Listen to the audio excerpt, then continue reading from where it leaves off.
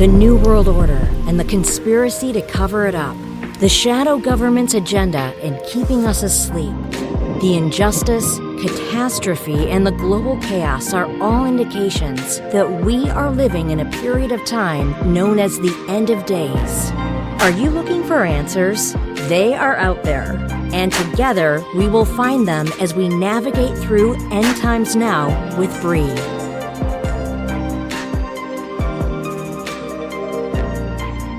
How's it going, guys? Welcome to another episode of End Times Now with Bree. I'm Bree. Here at End Times Now, we discuss, and I mean we, as in me, myself, and I, and this microphone, and your ears, the end times. Lord mercy. And that being said, you guys, let me just tell you, we are definitely in the end times. The things that are going on today are so crazy. My husband said to me this morning, he goes, "Yep, we're there." And I looked at him, and he showed me this picture, and it was a box of cereal, and on the side there were a whole bunch of pronouns, and then some empty spaces where it said "add your own," like all excited, right? And we just laughed because it was a box of Fruit Loops, which how can we not see the irony in that? Okay. You guys, I can't get on that train. I'm really sorry. I'm not trying to offend anybody, but life is so complicated as it is. It's like, why do we want to complicate it more so? Anyways, I thought that was hilarious, and I wanted to share that with you. So, okay, speaking of discussions, though, I'm looking for some people who have something to say. So please do me a favor and find me on Facebook or YouTube or X. Of course, you can email me with any ideas or questions or even prayer requests at endtimesnowwithbree@protonmail.com. And that's endtimesnowwithbree, BRY. And so that being said, I have to tell you guys, thank you. This is my 4th episode, and people have already reached out to me to tell me that they're listening and that they're enjoying it. And I have to tell you, I needed that. I needed that so badly. That encouragement meant so much to me. So I just wanted to tell you guys, thank you. Sometimes we start walking around in life thinking, wait, is this the right thing? Am I saying the right thing? Am I doing the right thing? And the main thing is that I just want to make sure the message gets out there, that what we've been made to think about life in general is not actually what it is, that it's much deeper than that. And that being said, I know that when people finally start realizing that and they start waking up to that, they tend to have a lot of questions, because I know I did. I still have a ton of questions. So, I just really appreciate the encouragement, and, I need you guys to keep me on track. So thanks again. And there's another thing I wanted to get out real quick. There's a guy, he reached out to me over the past few days. And this man has a testimony that really touched me. It's not long. It's not long, but it's very meaningful.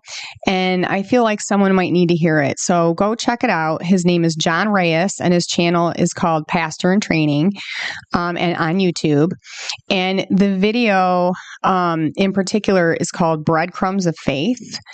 It's really touching. And I just think that I know all of us have had situations, and I just really think that maybe someone might need to hear this. And also, he's funny. I have no idea, this guy, how he got to make me laugh when talking about how the world's going to hell in a handbasket. Okay. I just really think you guys need to go check him out. And John, if you're hearing this, I just want you to know, brother, that I pray that God blesses you, and your ministry, and the ears to hear. In Jesus' name, amen. So, the one thing though that might be an issue here is that this particular episode might be a little bit long, so I might have to break it up into 2 parts, but we're going to see We're going to see how far I can get here. If you didn't catch the last few episodes, be sure to go check them out. I'm going to tell you what, you guys, God has me spinning here. There's so many things that I've got in the works, and there's so many things that I want to present to you guys, but like everything else, it's a day-by-day operation. So please bear with me, but we're going to see how far we can get. All right. So the question today is, are the events in the Middle East paving the way for the Antichrist?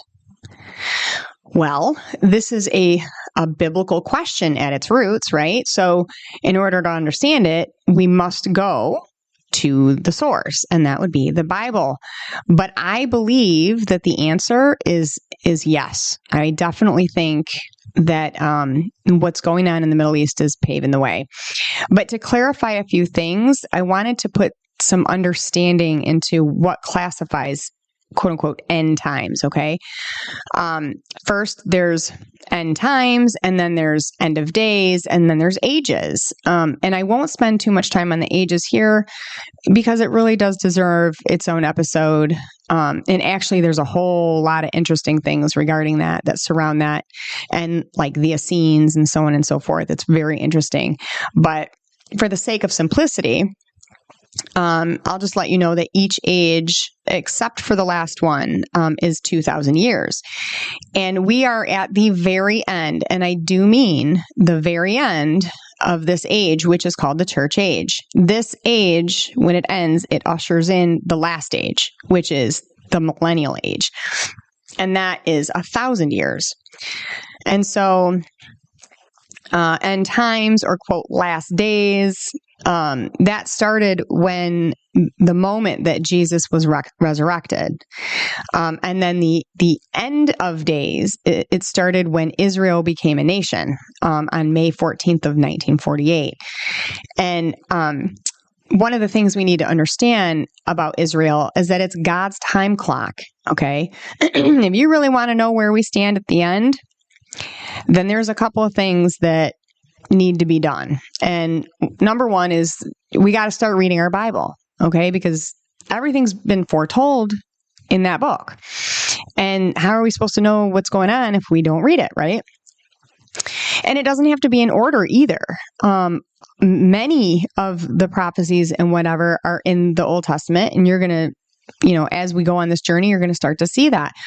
But we really need to understand that the book as a whole is an integrated message system. Okay. It's one book. It's got 66 books in total within the book, with 40 or so authors. It's a quarter prophecy. And some people would even say a third, but I like to be conservative with that kind of thing. So, because anything else is a bonus, right? So I like to say it's about a quarter prophecy, and every book ties into another somehow. Okay. The New Testament is in the Old Testament concealed, and then the Old Testament is in the New Testament revealed. So you're going to start to see this more as you get into it. But for example, you'll begin to see the prophecies in the Old Testament either come to pass in the New Testament or be repeated. Maybe it's repeated with a new piece of context added, or, maybe it hasn't come to pass yet, right? But by the way, there isn't a whole lot that hasn't come to pass. So that's saying quite a bit if the Bible's about a quarter prophecy, right? And that doesn't include other books that aren't in the canon, like, the book of Enoch, or the book of Jasher, or Jubilees. And I'm going to do an episode actually on those lost books and why they can, either be considered or not be considered. But for now, just, we're going to focus on the Bible as it stands right now. Also, I should say that it's not something that we should build a faith on. Okay. These other books. However, they are to be considered. They are mentioned, and we need to take those things into consideration. So I'll do that, hopefully in the next few episodes. The second thing would be keep your eyes on Israel. If Israel is God's time clock, then we need to keep our eyes on it, to see what's going on, because most of the prophecies come to pass. They come to pass regarding Israel. So we need to be able to keep our eyes there. And then the third thing would be to look up. The Bible speaks of a celestial calendar called the Mazzaroth. It's mentioned one time in the Bible, and it was used to decipher the Moyadim, or the appointed times, the times and the seasons.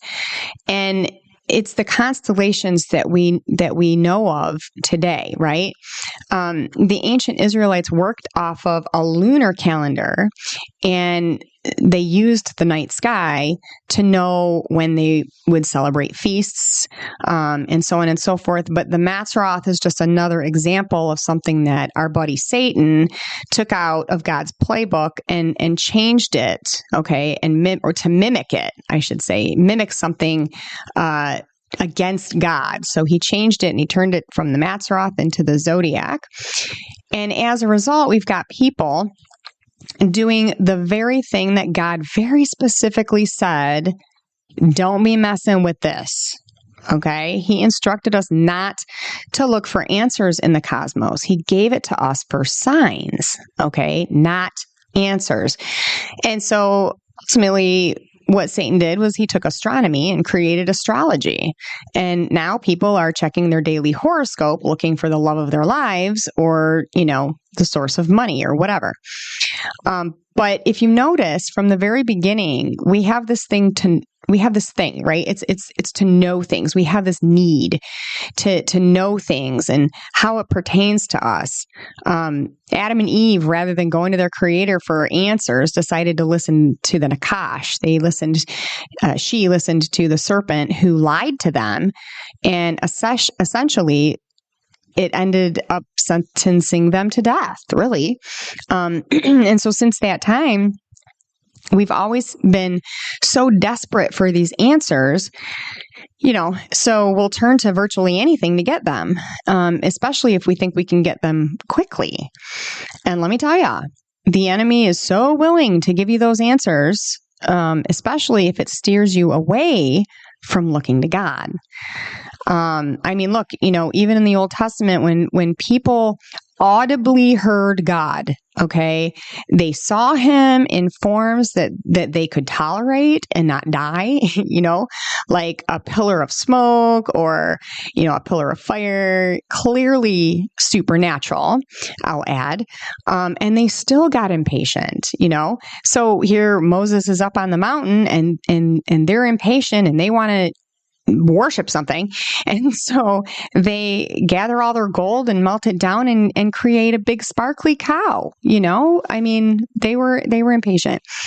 And so it's like we have this, I've got places to go and people to see type of a mentality about everything in our lives. And we want to get going on whatever the next thing is. And dude, if things get crazy in our lives, just forget about it. The first thing we're going to do is go hit up the Metro Times for the horoscope section, we gotta rethink that. And so here's the thing, if we think about this from a supernatural angle, this is kind of what I imagine. I imagine God standing at the top of a hill as the majestic commander of a vast army, right? And he's standing there. His army is firmly positioned behind him. And he intently watches. They all do. They're intently watching everything unfold in this war that we're in. And all of them know the end of the play.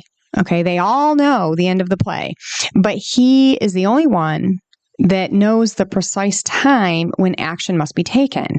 So he's standing there, he's holding his army firm in place, and they're just waiting for the signal to move. And the thing is, I was thinking about this, they've been battling on our behalf probably longer than we can really actually comprehend. And yet they're still holding their positions, right? All the while eager for this thing to end. Everybody is. But they know that he's the only one that knows that precise moment, okay, that will result in the perfect outcome. So what do? They hold, right? So why don't we do that? Why don't we hold and wait for God to direct us to the right doors, right? And then, if we are patient, why do we seem to like always try to force the doors open if they're closed? Or, maybe they never opened in the first place, but like we just really want them. We want that. That's the outcome that we want. And so we try to force it. I don't know. It just seems like that's the human MO. And, and if we look at the human race as it is now, we can definitely see that it has not worked. It has not worked for us. And, we're pretty screwed up. But let me just say this, okay? If, because it's hard. Life is hard, okay? And so it's real easy to turn around and say, hold. But here's the thing. If you're facing something that you're confused about, or you don't see a solution, or you don't know what the future holds, whatever, I'm just going to say that very thing. Just hold. Hold your position, okay? And just remember that ultimately he's in control. And even when the logic doesn't make sense, okay? Even when the logic doesn't make sense, he loves you. He wants you to know what's going on, right? He's not a God of confusion. And he already knows what you need. He doesn't want us to worry about things. He wants you to know, but he wants you to know on his time. And I know that that's hard to understand, but that's where faith comes in. And our only job at that point is to just walk in line with him and hold that position. That's all he wants us to do. He will steer us, right? So just, keep on moving. And obviously if you guys have anything that you're facing and you want us to pray, by all means, send me an email. But continue to have faith that he's going to open and close those doors for you. Because you know what, you guys? It's during those times that miracles actually happen. Okay? And they're miracles that are unexplainable. You can't explain them. So let those things happen, right? And I know that it sounds easy for me to say this stuff, but I just want you guys to know that I'm not saying this with nothing to back it up, okay? I'm no stranger to all hell breaking loose in my life. There are things that have taken place that if there were no witnesses, then nobody would believe me. But thankfully I have witnesses. So actually, Eric and I are thinking about doing a couple of video episodes to talk about this kind of stuff. So if that's something that you guys are interested in, please let me know. And so, okay, so back to the zodiac. So don't get me wrong. Okay. God said that even the heavens would proclaim his glory. That was in Psalm 19. But my point is that we are to look to the heavens for signs, not answers. Okay. So regarding signs, recently, a sign appeared, and not only was it extremely significant, but also mind-blowing. And once again, it defies the mathematical odds. It's absolutely insane. But in order to understand it, we should probably break down the situation in the Middle East and what the Bible says about it. And then this sign all of a sudden becomes, as if it weren't clear before, it's much more clear after. But there's an important thing to understand, and that's that the social spiritual climate of the Middle East has been this way since the beginning. Okay. And the Bible speaks of it. So, but it's in what happened May 14th in 1948 that kicks off the things that are spoken of in prophecy regarding the end of days. Israel becomes a nation, and that was the last prophecy that needed to come to pass in order for the Messiah to return and set up his millennial kingdom. And it did. It literally overnight, it came to pass. Isaiah 66:8, so chapter 66, verse 8 says, "Who hath heard such a thing? Who hath seen such things? Shall the earth be made to bring forth in one day? Or shall a nation be born at once? For as soon as Zion travailed, she brought forth her children." Excuse me. So Then we read that, and then we can go to Ezekiel 37, verse 21 and 22, and it says, "And say unto them, Thus saith the Lord God, Behold, I will take the children of Israel from among the heathen, whither they be gone, and will gather them on every side and bring them into their own land." Okay, they were scattered, right? "And I will make them one nation in the land upon the mountains of Israel, and one king shall be king to them all, and they shall be no more two nations. Neither shall they be divided to two kingdoms anymore at all." And that's the thing, you guys. Everybody wants to do this two-state solution. That's not a solution, okay? And it's all going to come to an end, right? But here's the thing. After being away from their homeland for almost 2,000 years, the Jews were finally given their national homeland in Palestine, which that's a really sticky subject, but the bottom line is that it was never a state. It was a region. It was never a nation. Okay. And, the Balfour Declaration in November 1917, they went to the UN and created all this hoopla. And finally, Great Britain withdrew her mandate over Palestine, and immediately Israel was declared a sovereign state. Her growth and importance among the nations has become astonishing, and I'll get back to that. But now that we understand that, we need to understand this. In Zechariah chapter 12, verses 2 and 3, it says, "Behold, I will make Jerusalem a cup of trembling unto all the people round about, when they shall be in the siege, both against Judah and against Jerusalem. And in that day will I make Jerusalem a burdensome stone for all people. All that burden themselves with it shall be cut into pieces, though all the people of the earth be gathered together against it." That says a lot, okay? So in order to figure out exactly what it means, let's go ahead and apply the W's, right? By doing that, we can see that basically God says that Israel's going to be a pain in the tuchus, right? But only for the people who surround them. It does not say nations, okay? But we know they've laid siege. And it's a divided Israel, right? So then it goes on to say that at the same time, all people will come together against them. And then they will become a pain in the tuchus for all people, right? And all people that mess with them.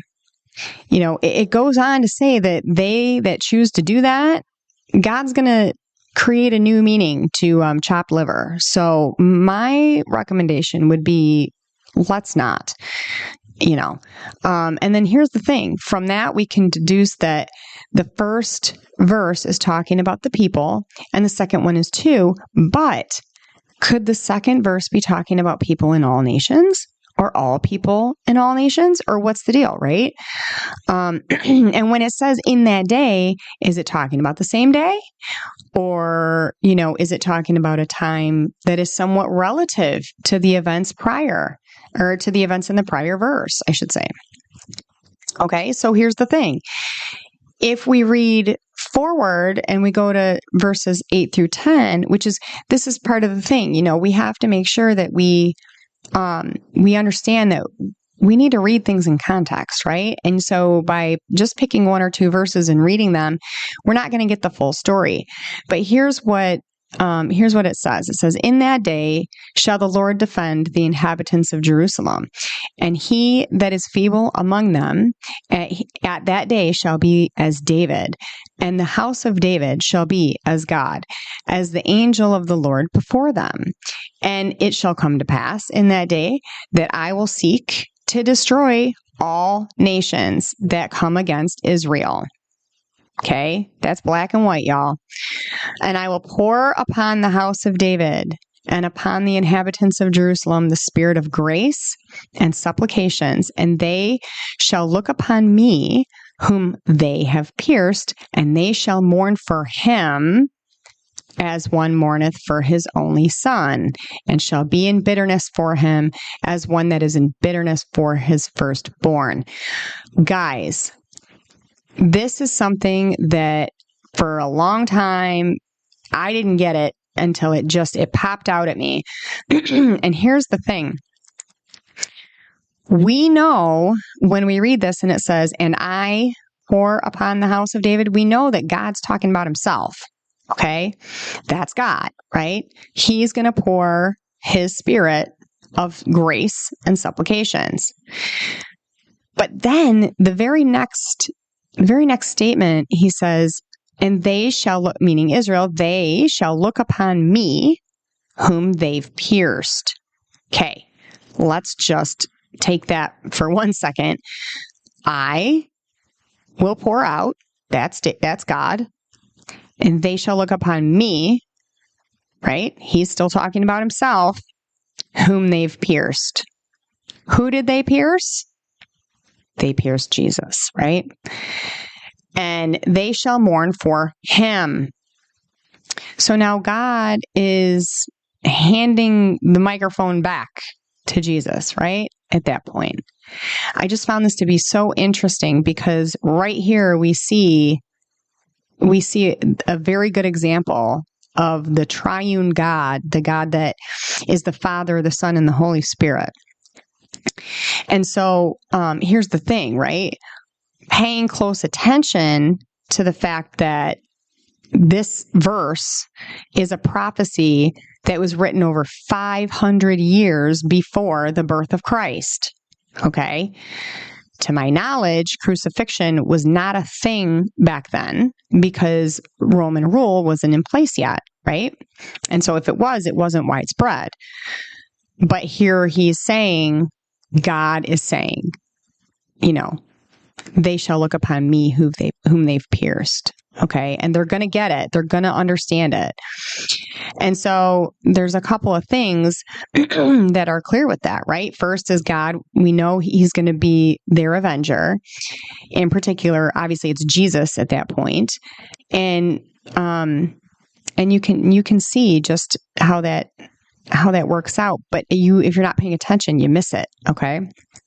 So the other thing is that we know that this is in the tribulation because it's a prophecy that takes place when Israel has been brought back to the land, which did not officially happen until 1948. And when they see him, whom they've pierced, we know that takes place at the very end of the tribulation at the Battle of Armageddon, which, by the way, that doesn't really happen as a two-sided battle per se, because Jesus is, he's angry. Okay. He's mad about it. And he's been pulling the old, Dad, are we there yet? I gotta pee for 2,000 years, all the while watching his family getting the short end of the stick. Okay, so he's not happy, and like me, and I totally understand that because right around 5 o'clock every single day, if I'm blessed, if I'm otherwise it's 3 o'clock, I'm ready to knock some skulls, because my two boys have been having their own Armageddon all day long. So, I get it. I can feel his pain a little bit, but the thing that takes place when your mom, so I imagine Jesus is going to be like this, that thing that takes place when your mom is she's angry, she's angry and she's not losing her mind, or her voice, but she's visibly gone from sane to insane, and she just stares at you, and she becomes all quiet and then quietly says, enough, right? I imagine that's how our dude is going to do that because he's just so classy. And here's a little tidbit, okay, to ponder about that. So the Bible says in Revelation 19 that he's going to end the whole thing with a sharp sword that proceeds out of his mouth. Well, if we think about that, what do we know about swords in the Bible? Obviously, we know that they're used as a mortal tool for war. But last I checked, they're not just rolling out of anybody's mouths, right? And we're told in Proverbs chapter 18, verse 21, that there's life and death in the tongue. Okay. So then at that point, all we really need to realize is that this two-edged sword is talking about words. All right. So I kind of feel like when I imagine all this coming down, I kind of feel like, number one, Jesus is not going to be in the mood for a pep talk or a lecture on, 5 reasons you should not go against God, the creator. You know what I mean? So I kind of imagine that it's just one word because he's called the Word, not the words.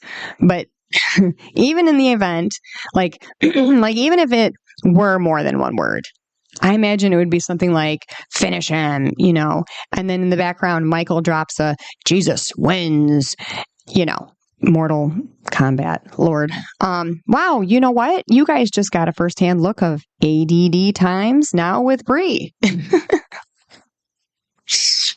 Oh, that would be an episode. Anyway. We know what we know now.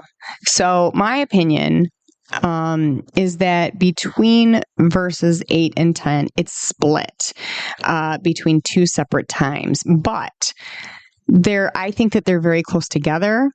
And I believe that they happen within a designated time period that is relative to each other. So here's where we go on to the next thing. And that would be Psalm 83. This is what I personally believe is happening right now. And I also believe that it's connected as a precursor to Ezekiel chapter 38 and 39, as well as Zechariah chapters 12 through 14, which ultimately brings us to the end of the age and brings in the millennial kingdom. And I'm going to do my best to unpack that right now. But you guys, this is important, okay? In the beginning of this episode, I spoke about a prophecy in Revelation 12. And here's the thing. It's really important to use these prophecies as guides to the quote unquote, what's next in life. Because when I say that there are prophecies that have to come to pass, or it looks like it fits, there's been times when God straight up raises the bar and will literally fulfill it again, except better. Okay, so twice. And we've seen this. We literally just saw this happen with Revelation 12. And I'm going to come back to that and walk you through exactly what happened. But I just want you guys to keep that in mind, okay? God basically, he took one thing and it was awesome. And then he took that one thing and made it even more awesome. It's just, well, it's awesome. Okay, so now the millennial kingdom, okay, which this technically should be an episode in its own right, but in short, the millennial kingdom is when the Messiah sets up his kingdom here on earth, and then he rules from Jerusalem. And in the meantime, God has grounded Satan, and he's not allowed to come to the party. He finds himself in chains at the bottomless pit for a while, and then as a result, there's peace for 1,000 years. However, he gets released again, but only for a minute, and without incident. And so then Jesus sends him to his final abode forever, and the rest is history. But it's as if he turns to, I could see it, like if he's, they're all up in heaven, and it's like he turns to his dad. They're doing the millennial kingdom, and the 1,000 years is just about up, and he turns to his dad and he's like, hey dad, let's get Michael and Gabriel, let's get the whole posse over here, because we're gonna watch this thing happen. This is gonna be great. Let's see what happens when we let this guy out. I bet any money that he's gonna be dumb and he's gonna try to go to the party that dad grounded him from, here, hold my wine. I'm going to go ahead and do this. And then they all sit around anxiously awaiting for him to do the very thing that they all know he's going to do, including Satan. Satan's sitting around going, okay, I'm going to do this. And then Jesus is like, see, the dude never learns, he's just going to keep on doing the same thing. I'll be right back. Let me go take care of this turkey. And then Satan gets the Godsmack and, the rest is history. So, anyway, it deserves its own episode. And, I'm going to get to it, but I have like 130,000 other things that I also want to do. So I have to add those little paraphrasing things in there for now. But anyway, Psalm 83, it goes on to talk about the players that come against Israel, and it sounds very much like what's going on today. It's a song. Asaph writes it. I'm not going to sing it, but it goes like this.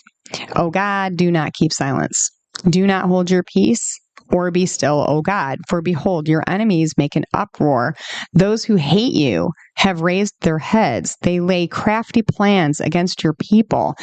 They consult together against your treasured ones. They say, come, let us wipe them out as a nation. Well, I mean, that's exactly what they're doing right now. That's their goal. They're not doing it. What I'm saying is that's their goal. It says, let the name of Israel be remembered no more, for they conspire with one accord. And they definitely did that. Okay. Hamas did that with, oh my gosh, my brain. I can't remember, but they all did it. Okay. All the terrorist groups, they all tried to conspire. It says, the tents of Edom and the Ishmaelites, Moab and Hagrites, Gebal and Ammon and Amalek, Philistia, with the inhabitants of Tyre, Asher has also joined them. They are the strong arm of the children of Lot. Do to them, and this is crazy, do to them as you did to Midian, as to Sisera and Jabin and the river Kishon, who were destroyed at Endor, who became dung for the ground. Dude, he turned them into poop. Like, that's harsh. Make their nobles like Oreb and Zeeb, all their princes like Zebul and Zalmunna, who said, let us take possession for ourselves of the pastures of God. Oh my God, make them like whirling dust, like chaff before wind, as fire consumes the forest, as the flame sets the mountains ablaze. So may you pursue them with your tempest and terrify them with your hurricane. Does this not sound like a nuclear weapon? Fill their faces with shame that they may seek your name, O Lord. Let them be put to shame and dismayed forever. Let them perish in disgrace. Y'all, that's just rough. That they may know that you alone, whose name is the Lord, are most high over all the earth. Wow. So here's the thing. When you look at that, the players in Psalm 83, it's the same group. Okay. Same groups of people that are in play today with regard to the current war in Israel. And the tactics are the same as well. Like they're all plotting to accomplish one goal, and that is annihilation. It's to wipe Israel off the map. And, that's rough, right? I mean, I was listening to a guy who, I don't even know what his name is, but because every time I see a title or whatever about him, it just says the son of the co-founder of Hamas. And he actually addressed the United Nations in saying that their whole goal, the whole goal of Hamas is annihilation. Okay. And it's important to understand, and I don't want to offend anybody, but it's really important to understand that their religion is nihilistic. Okay. Their religion rewards them for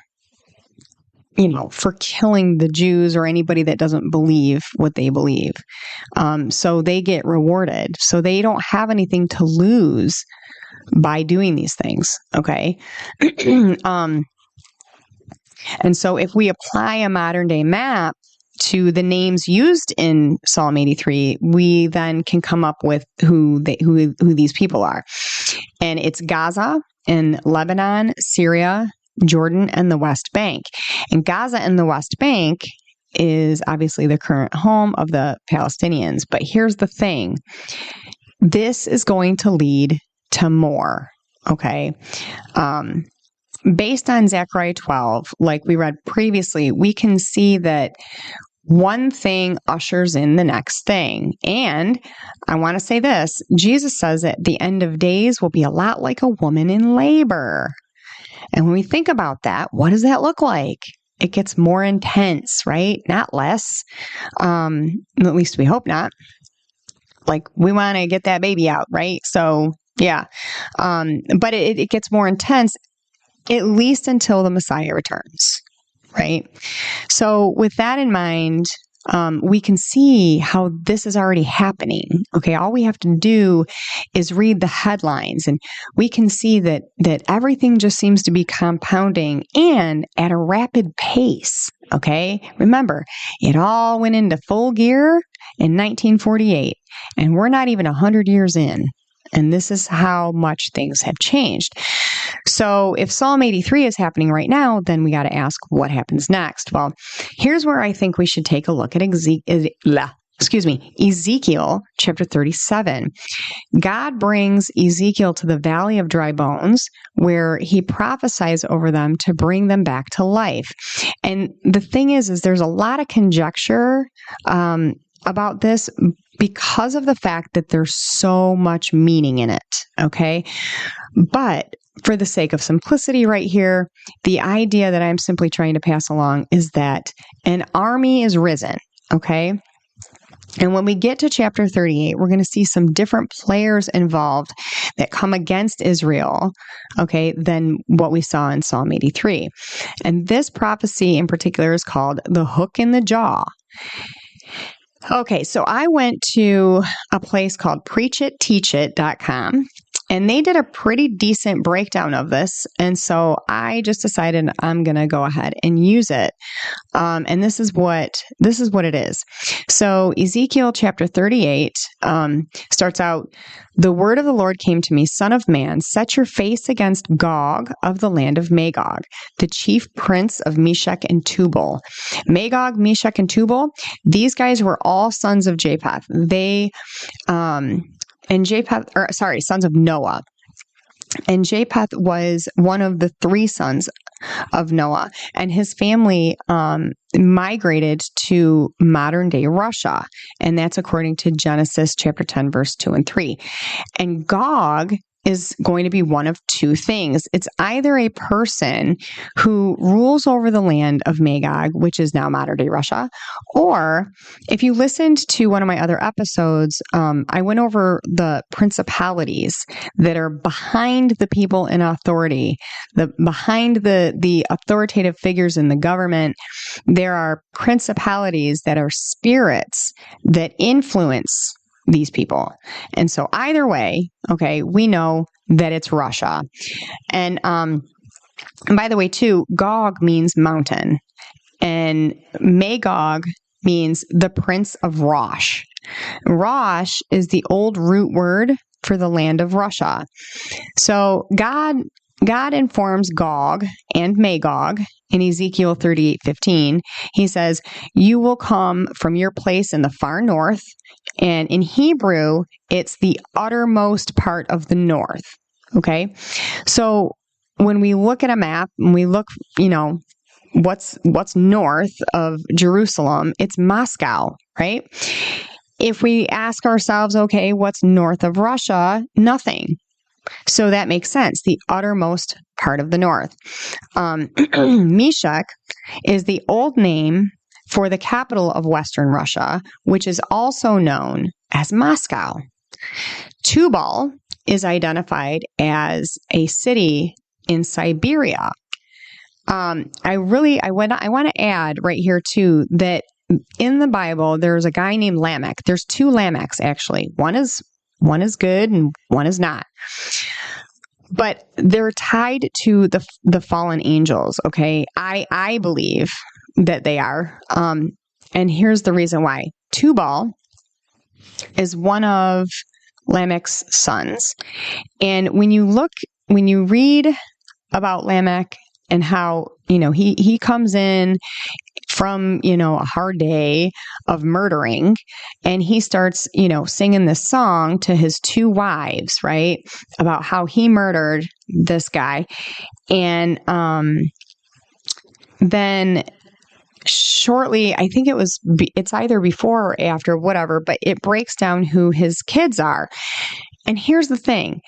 One of his kids is a daughter named Naamah. And whenever we see a female that's mentioned along a lineage, it's pretty safe to say that she's going to play an important part. So take note on that, okay? And when you look at the rest of this particular passage, it goes on to talk about how these guys, Tubal and oh Lord, and I can't remember the other names, but they ended up being masters of their craft, okay? And so it was, one of them was masters at gathering herbs, and the other one is, iron working and making weapons for war. I think that's Tubal. But these are guys that got a ton of information. And when you look at Naamah's name, it means loveliness. And if we take that back to Genesis 6, where it talks about how the sons of God saw the daughters of men and they thought that they were beautiful, right? And from that point came the Nephilim. Well, I believe, and again, this is conjecture, but I believe that just based on all that information, the Watchers, the fallen angels, it started with Naamah. And as a result, they paid, quote unquote, for her in knowledge. Okay, if that makes any sense.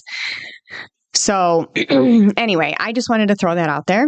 And Tubal is identified as a city in Siberia.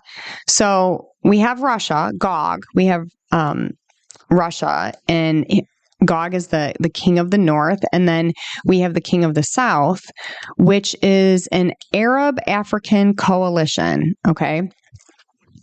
And so then when we read verses 5 and 6, we're able to see the other nations that are involved in this particular battle between Gog and Magog and the king of the south, which would actually be Persia, okay, or Iran. It says, Cush and Put will be with them, all with shields and helmets. Also Gomer with all its troops, and Beth Togarmah from the north, from the far north with all its troops, the many nations with you. On today's map, here's what it looks like. Persia is referenced to modern-day Iran. Cush is present-day Ethiopia and the Central Africa. Put and Libya are located in northern Africa, and Gomer is Germany. Beth Togarmah is Asia Minor and Turkey. So essentially what happens is these nations align with Russia in battles against the king of the south, and then eventually against the antichrist. So sometime before the tribulation, the king of the south, which is the African Arab coalition that is described in Daniel 11, they move to invade Israel. And so the African Arab coalition initially has the upper hand, but it ultimately is defeated by the king of the north, i.e. Russia.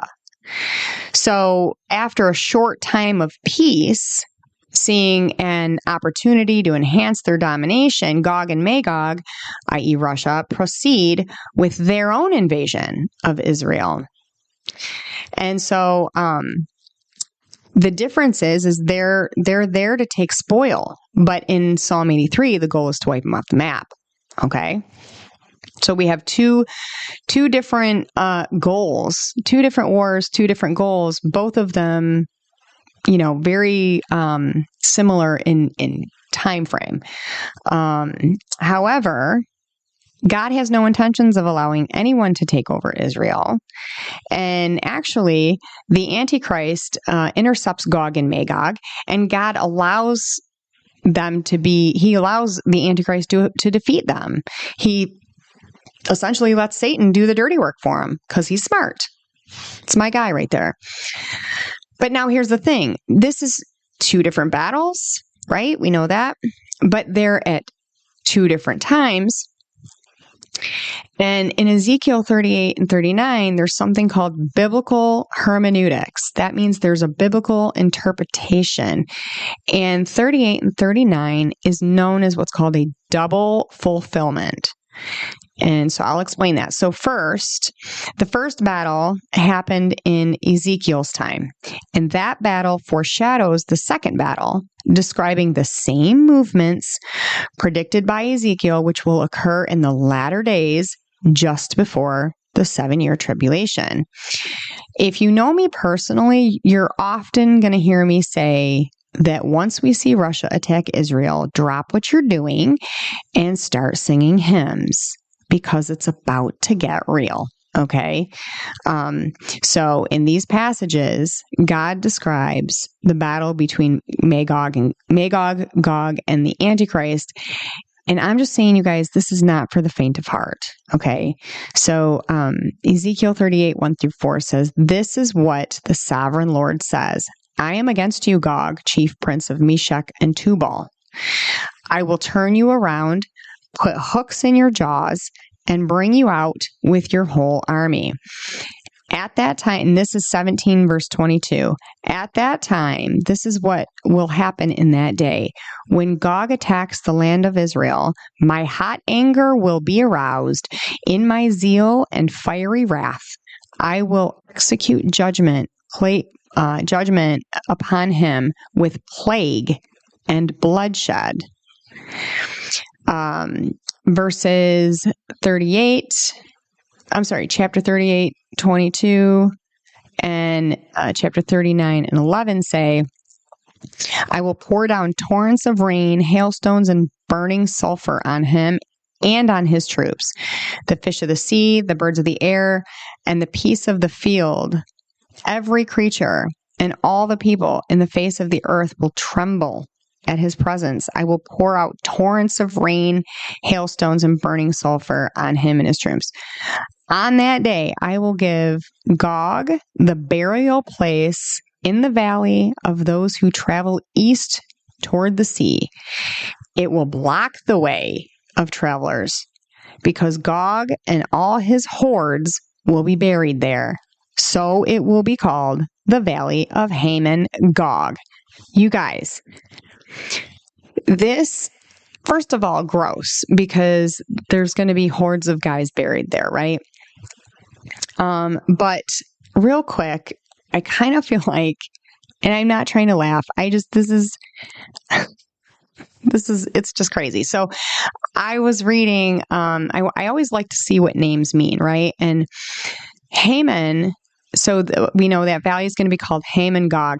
Haman means magnificent. And it looks to me like God, in essence, is being sarcastic here, because it's as if, like, if you're going on a tour, pretend like he's taking you on a tour, and he's like, and over here we have, magnificent Gog, Russia.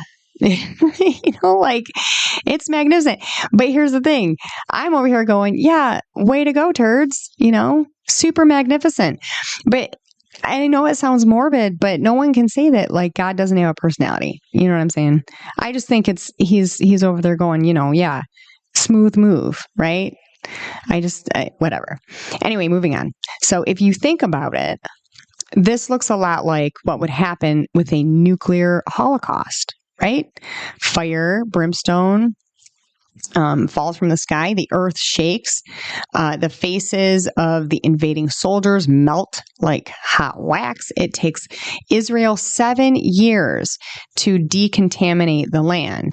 The burial of radiation contaminated men and women, even more so, right? Thousands of invading soldiers lie unburied, and God eventually sends the birds of the air to pluck the flesh right off their bodies. And if we recall, I mentioned Revelation 19 at the Battle of Armageddon, and this sounds exactly like that passage. Gross.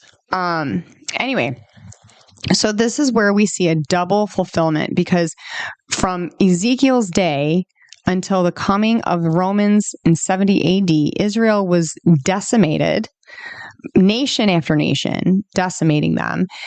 And that fulfilled Ezekiel's prophecy the first time regarding the future decimation of Israel. Okay, so then we recognize that the above passages parallel the book of Revelation and the horrors of Armageddon, which makes this the second fulfillment of Ezekiel's prophecy. The previously mentioned passages are literal words which describe the horrible events of the end of days. And so while Russia has her rear end handed to her by the antichrist just before the 7-year tribulation begins, they apparently retreat. They rearm to take part in the war of Armageddon. And as such, God puts the hook in the jaw to pull them right back. So as a result, the war between the king of the north and the antichrist, Israel has had enough. And essentially, they're open then to signing a 7-year peace treaty with the Antichrist. So you can read about that in Daniel, but essentially and sadly, they see Antichrist as a savior, someone who will protect them from other invasions, and they see him as the Messiah. And Jesus actually said that, me you do not know, but him you will recognize, him you will know, meaning, they missed Jesus, but Antichrist is going to come and they're going to claim him and they're going to be wrong. Jesus is going to come and save the day. But Daniel also lays out that after 3.5 years, the Antichrist breaks the peace treaty by invading Israel, and all the horrors of the book of Revelation break forth. Over the earth. During the last days, God brings the armies of the Antichrist, Russia and the Middle East and the Arab African coalition and China together in the Valley of Megiddo for the Battle of Armageddon. So remember when I said that Armageddon kind of just doesn't happen, it's not two ways, because Jesus is like, no, you didn't. Well, this is called the second coming. That's when that happens. And it's when the Messiah, i.e. Jesus, enters the fray and destroys the forces of the Antichrist, the king of the east and the king of the north, as recorded. And this is what we see in Zechariah chapter 14, verses 12 and 13. It says, "This is the plague with which the Lord will strike all the nations that fought against Jerusalem. Their flesh will rot while they are still standing on their feet. Their eyes will rot in their sockets, and their tongues will rot in their mouths. On that day, people will be stricken by the Lord with great panic. They will seize each other by the hand and attack one another." For hundreds of years, students of Bible prophecy have wondered what kind of plague could produce such an instant, ravaging of humans. Until the invention of the atomic bomb, no such thing was ever humanly possible.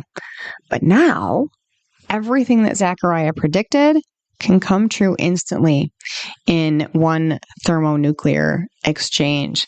So once again, we see very different motives for these battles. In Psalm 83, we can see the goal to annihilate Israel and wipe them off the map. And then, we then have to recognize and understand that it's just pure hate. It's pure hatred. And you guys, this hatred goes back to what I believe would be Cain and Abel, and actually probably even before that, because I believe that this kind of hatred is supernaturally derived. Okay. Obviously, it's perpetuated by propaganda as well. And frankly, we learn this stuff at our homes. We learn this stuff. It starts in the home. And we were taught this stuff, right? But that's not to say that there isn't a supernatural entity behind that. We understand that we are influenced by the unseen realm, and that's just another example of that. We are highly vulnerable to it if we don't see the big picture. And that's why it's so important for us to ask God to show us what the truth is. Okay, that should be the first thing. Just show us, right? But then in doing that, we must be looking for that answer. We must be paying attention and not distracted by the things that the enemy would have us enthralled with, right? So things that in the big picture of it all, like really don't matter, those are the things that we kind of have to be paying attention to, in the sense of we don't need to pay attention to it. If that makes any sense. Like, for instance, let's take the drama in Hollywood, right? Or what the Kardashians are wearing, right? I mean, of course, unless you need a quick reminder of just how normal you are, well, then by all means, go take a dive. But, I'm just saying that it's as entertaining as it might be. Try to ask yourself often, what are you feeding, right? What are you feeding? And is it a coincidence that the For You category on YouTube is called a feed? And then we see it on autoplay? Like, we can autoplay that thing. I mean, we've all been there, scrolling, swiping, until we check the time and we realize 2 hours have gone by. And, the constant switch of a video passes time faster than anything on this planet. And, I have to stop there. I'm going to kind of go off topic for a moment and just say, because this is important, there is absolute scientific evidence with many facets of impact on our brains that show things like TikTok and YouTube, especially the shorts, and media multitasking in general, right? So all these things, they have a seriously negative effect on us, especially on our kids. So if your kids are watching endless hours of this stuff or videos with no dialogue, just do some research on it, and then do your kid and yourself a favor and educate them on why you're switching it up. It's because you're parenting them, because you love them, right? By the way, too, if your kids, if you have kids and they're turds sometimes, just know, because let me tell you, right? The struggle's real. But just know that the Bible told us that this would happen in the last days. Okay? This is a prophecy. So, when my boys are acting something of a nutter, I just like to tell them, thank you.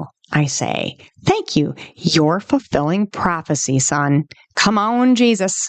Come on, Jesus. The Bible says in 2 Timothy, it's 2 Timothy chapter 3, verse 2, I believe. And it says that, all these things about what we're going to be like and how we're going to think of ourselves as gods, and how children will be disobedient. I'm like, oh, it's so true. Anyway, I'm not saying that social media is bad, you guys. I'm just saying that when we understand the foundation of how our brains work, by creating synapses from electrical impulses, it's easy to see how our brains can be impacted by frequency, right? And so that being said, if you haven't heard me say it yet, you will. That's the devil's preferred mode of communication. It's the easiest way to manipulate and influence. Look at that. Is it coincidence? Why the very people that we fixate our eyes and our ears, why we call them influencers, right? And guys, this is not new stuff. the number of television sets in 1946 rose from 6,000 to some 12 million by 1951. Okay. But the concept of frequency has been around for millennia. By 1955, the television entered American homes faster than any other invention of its time, if not ever. Half of all homes had one. It's also noteworthy to say that the first time ABC started turning a profit was when youth-oriented shows became a thing, in particular, Disneyland and Mickey Mouse Clubhouse. Now, if you don't realize why that's significant, go back to my first episode, and you'll hear this a lot. It's all relative, y'all. It's all relative. And so when I say that it goes back millennia, I mean at least to the Magi, at least, if not the days of Nebuchadnezzar before, probably before, but that's a whole episode in its own right. Just know, if you don't already, that you only see what they want you to, okay? And we know how the devil moves. So be careful what you're putting in your brain. Okay. Back to these wars now. So we know the one war is hate, and the other one is for spoil. And we understand that the hate thing with these guys has been around forever. But Israel wasn't always in the state that it is today. In fact, the prophecies show that it would be desolate for a really long time until God brought them back to their land. So we have a people group here that, against all odds, remains the only civilization to be expelled from their land and survive to come back to it. It's never happened before. And 100 years ago, the population of Jews in Israel was only 84,000 people. Then by 1948, they grew to 806,000, and currently there's 9.7 billion Jews living in Israel today. They are making their aliyah, and that is astonishing, you guys. So, and to add to that, they're the only people that have lost their native tongue and then have it be reintroduced and well known by its inhabitants in such a short time. And the thing is that prophecy states that these things will happen, and they did. So where then does the spoil come in? Okay. Well, it turns out, what are they wanting? What is Russia going to want? Because this was something that I was looking for, and then over the past few years, some things came to light, and definitely there's some things going on here. So it turns out that Israel has been a land and a people where there's a lot of firsts, okay? A lot of debuts of certain things, from the invention of the drip irrigation, which I happen to personally enjoy, to the first female elected prime minister, and also of the 965 individual recipients of the Nobel Prize and of the Nobel Memorial Prize in economic sciences between 1901 and 2023. At least 214 of them have been Jews. And these people comprise only 0.2% of the world's population, which means that their share of winners is 100 times their proportion of the world's population. That's crazy, okay? Israel has the second largest number of startup companies in the world, after the United States, and then the third largest number of NASDAQ-listed companies after the U.S. and China. I mean, they're tiny. They're this tiny little nation with 9.7 billion people. Also, what's prophetic is the agricultural aspect. The Bible says that in the end of days, they will plant strange slips, which is another way of saying that they will be able to grow things that aren't native to their land. And they are doing just that. Currently, Israel is a major exporter of fresh produce and a world leader in agricultural technologies, despite the fact that the geography of the country is not naturally conducive to agriculture.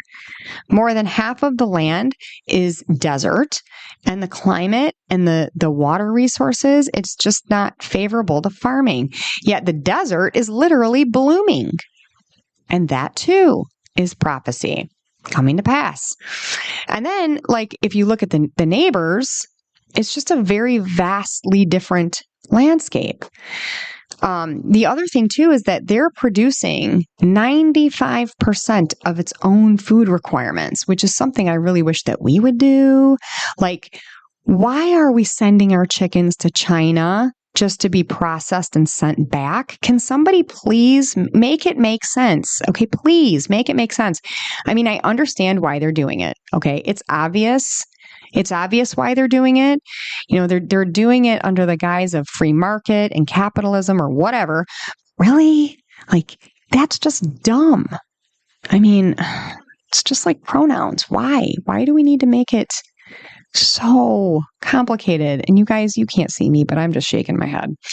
Anyway, so Israel doesn't just, they don't just have brains, right? Or Brussels sprouts. They also have a really wide range of natural resources. And moreover, they're experts in certain aspects of things like minerals. Okay, so they have like lasers and all kinds of certain technologies and specific cutting tools and polishers and things that are used specifically for gemstones and sparklies, right? Like diamonds. But this means that while they're not necessarily mining this stuff, they certainly have a lot of them in their possession. Right?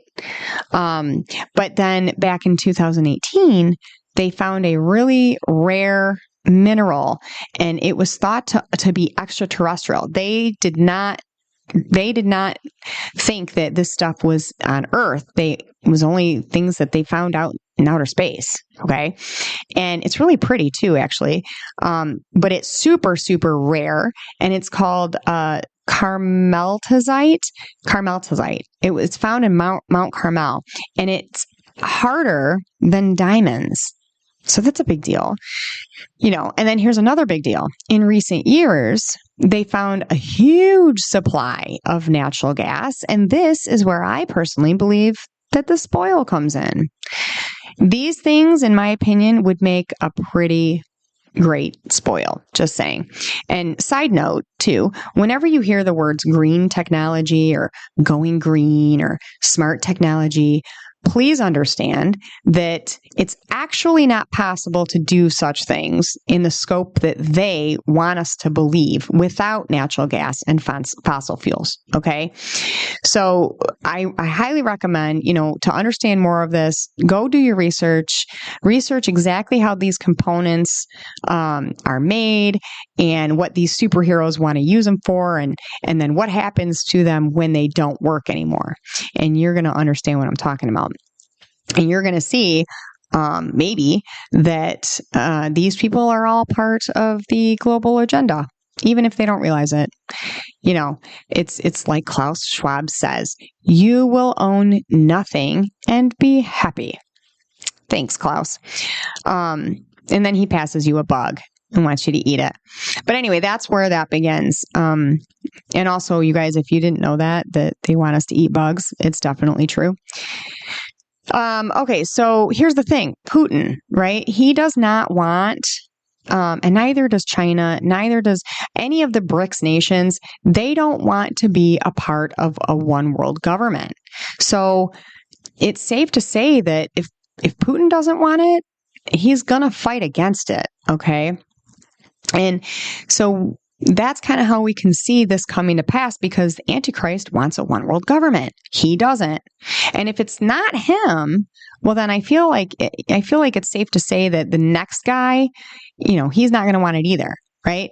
Hence, in that case, it makes sense to fight the Antichrist, who will ultimately be chilling out in Jerusalem where he defiles the temple and fulfills the prophecy of Daniel and of Jesus, actually, which, by the way, this is called the desolation of abomination. But I'm going to do another episode on that along with the characteristics of the Antichrist and his Trinity and lay that out eventually one day, just not here right now. So, but it is here that we can see the depth of the whole picture, the W's behind it all. We now know the who's who. We know what's what and what it is and where it's taking place and when and why. We know all those things. And so we can also see how one thing ushers in the next and how they're all relative, right? But there's one major piece to not just this, but I think every prophecy that's going to come to pass from here on out. And so here's the thing, guys. Prophecy is all about patterns. And one pattern that always seems to be a thing is signs. And they go hand in hand. Prophecy and signs, they go hand in hand. And although they're there for anyone who wants to know and is not necessarily asking for them, but rather, actively seeking them, they're actually really for Israel. In fact, the tribulation is for Israel too, because it's the only way that they are going to see the true Messiah. And unfortunately, Zechariah of the Old Testament, the book that they revere so much, the book that they believe, and it says that they will come to learn that they were the ones that crucified their own Messiah. But the good thing here is that they ultimately recognize it, and then they're sorry for it, and then they're saved. Okay, Jesus saves the day. But I digress. Since the beginning, one thing has remained constant, and that's Israel always wants signs, right? Even from the very beginning, the thing is they got those signs. Jesus did all kinds of miracles. He gave them all kinds of signs, and God's still giving signs. We just need to pay attention. And so when I think about this, I think about the movie Bruce Almighty, which I love that movie, by the way, where he doesn't like the direction of his life, okay? And so he's whining about it, and he's all, woe is me. I think he loses his job, and he loses his girlfriend, and he's all, woe is me. And so he asks for a sign, and literally a truck cuts him off with like 50 signs in the bed of the truck, and they all have a different way of saying stop, right? Well, sometimes God has to it's kind of the same thing. God has to bring us to our knees to get our attention. Okay. Sometimes it's the only thing that works. Whatever it takes to get us home to him, whatever it takes for us to finally call on him, he's going to allow it, guys. And frankly, I'm glad for that, right? Because this is a temporary life. I just wish that it didn't always take such dire circumstances or whatever, most of the time at least, but like Bruce and like Israel and like so many people around the world, we ask for these signs so that we can believe, right? And then he gives us the signs, but we miss them because we're not really looking for them, or at least not properly. So what choice then are we giving him, right? Like, ask yourself, what would you do? What would you do for your kid to save them? You would do whatever it takes, right? Well, that's God. Next time all hell breaks loose in your life, understand that your only job in those moments is to know without a doubt that this isn't the end, and he's got it. Okay? And listen, if it doesn't turn out the way you want it, or you don't understand it, remember that his logic is not our logic, and that usually hindsight's 20/20. Eventually we're going to get there, right? Don't decide that God doesn't love you, or he doesn't hear you, or worse, that he doesn't exist because he didn't save this person, or you didn't get that job, or whatever it is, okay? That's being transactional. And so instead, just remember that this is war. We are in a war, and he knows what he's doing.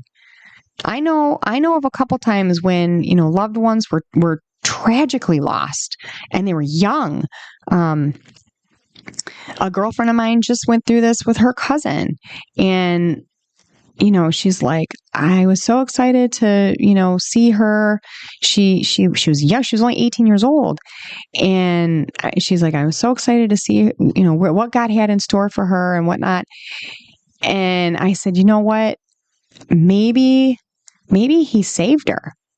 Maybe he took her out of this to save her from something worse. And she sent me a text message not that long after saying, I just got confirmation that that's exactly what happened. So, we don't always know what the situation is, or the why behind a situation. I know that it's hard to understand. Just don't be transactional, because he's not transactional. He made us, he made you, he made me, he loves us, even at our worst. He knew about our worst before he made us, and he could have said at that point, I'm going to put this one at the back of the deck, right? This design, we have some flaws, we need to redo this. But he didn't. He made me and he made you with a purpose, and he sent his son anyway, because he still loves us, right? Even with all of our ick. So, just keep that.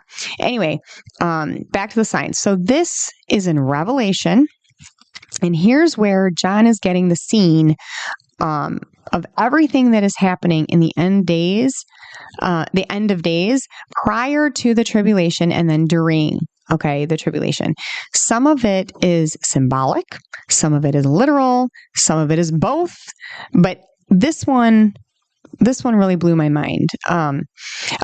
So it's Revelation chapter 12, verses 1 and 2, and this is what it says. And there appeared a great wonder in heaven, a woman clothed with the sun, and the moon under her feet, and upon her head a crown of 12 stars. And she, being with child, cried, travailing in birth, and pained to be delivered. Okay. As it turns out, this vision happens to kick off quite a bit of drama, but seriously, it's a lengthy study. So for now, we're just going to focus on the one thing. Okay, we're going to do one thing at a time. Another thing would be to understand that when a sign occurs, we need to watch Israel closely, because usually something big will follow. Okay. In this case, this vision kicks off the big hoorah. And it was indeed a sign. It indeed came to pass twice. And this is a thing here. This is in Mark chapter 13, verse 8. And again, Matthew chapter 24, verse 8. And it says, for nation shall rise against nation, and kingdom against kingdom. And there shall be earthquakes in diverse places, and there shall be famines and troubles. These are the beginnings of sorrows. Now, here's the thing. The word sorrows means, in Hebrew, means childbirth, travailing in pain. Okay, so hold on to that. If you were to read it in a different version, that's what it would say. It would say childbirth pain. Okay, birth pains. That's what it means. And so on September 23rd of 2017, during the Feast of Trumpets, which is a very prophetic feast, by the way, Virgo appears with 12 stars above her head, and this happens to be Leo, which represents the Lion of Judah. The position of the sun looks like it's clothing her, and the moon is at her feet. Okay? And this was September 23rd of 2017.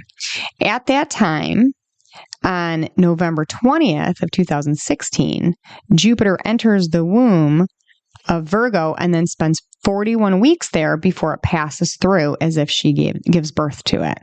Okay? So hear me on this. This alignment has not happened since John wrote it down, and NASA confirms that the alignment described in Revelation 12 did in fact occur. September 23rd, 2017. But that's not all. Astronomers tell us that this celestial alignment won't occur again for another 6,000 years. Okay, cool. Well, remember when these signs in the heaven occur, we're supposed to watch Israel, right? Well, after that, shortly after that, December 6th of 2017, Trump pulls the U.S. Embassy from Tel Aviv and names Jerusalem as the capital, and then puts the embassy there. And so that was a pretty big deal. But this is crazy because God ups the ante on this, and there's literally no explanation for it other than the fact that it was divinely ordered and orchestrated and called out by someone outside of space-time. Remember, this wasn't supposed to happen again, right? Well, on September 18th of this year, the stars and the moon all align, except there's one detail that changes. Well, there's a couple, actually, but this one, this time around, Virgo is surrounded by all kinds of these celestial beings, these things like asteroids and meteors and whatnot, and they all seem to have these biblical names, or these names are significant to the times today. For example, and there's too many to list, okay? There's too many to list, but I'll just give you some of them. We have Ukraine. We have Jeremiah prophecy. We have excellent male child. We have Yeshua, which is akin to Jesus in Hebrew. We have Solomon. We have repent America. We have repent. And then we have America. We have Israel. And we also have 666. And the list goes on. But here's the other thing. There is an asteroid that was discovered in 1989 that just hung out and about, not really doing much of anything. But then all of a sudden, its trajectory just changes, and it decides that it's going to come and do the same thing, right, that Jupiter did. And so it comes right on through as if Virgo is giving birth to it. And what is the name of this thing? It's child. The name of this asteroid is child. And there appeared a great wonder in heaven, a woman clothed with the sun and the moon under her feet, and upon her head a crown of 12 stars. And she, being with child, cried, travailing in birth and pained to be delivered. Wow. Okay. So I kind of don't feel like that's coincidence. But first, let's just ask this question. Who names an asteroid child? Really? That's so odd. But then we say, obviously, this was another fulfillment of Revelation 12 prophecy that John saw. So what's up with Israel? That's what we needed to do. We needed to look at Israel. And what happened? October 7th happened. Hamas showed up. Okay? And as a result, Israel rightfully declared war. I'm sorry if you don't agree with me. I'm sorry if you or anyone you know is being affected by it. It is a horrible, horrible thing. But there's some things to consider here, you guys. Okay?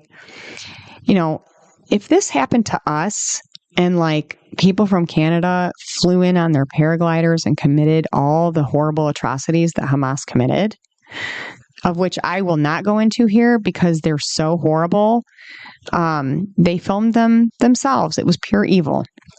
But, if that were us, you got to think we would be blowing some people off the map, sadly. But it's the truth.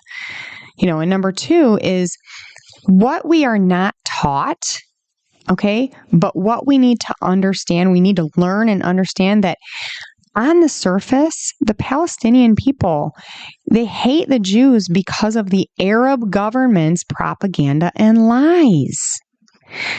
Under the surface, okay, their goal is to annihilate them. Their religion gives them the incentive to do so. But I want you to listen to this, okay?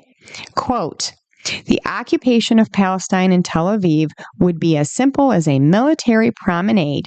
The millions of Jews the millions that the Jews had spent on land and economic development would be easy booty, for it would be a simple matter to throw Jews into the Mediterranean. Advice was given to the Arabs of Palestine to leave their land, homes, and property, and to stay temporarily in neighboring fraternal states, lest the guns of the invading Arab armies mow them down. End quote. This was General Secretary of the Arab League, Azam Pasha, as related by Chief Spokesman for the Arab League, Habib Isa. That was June 8th of 1951.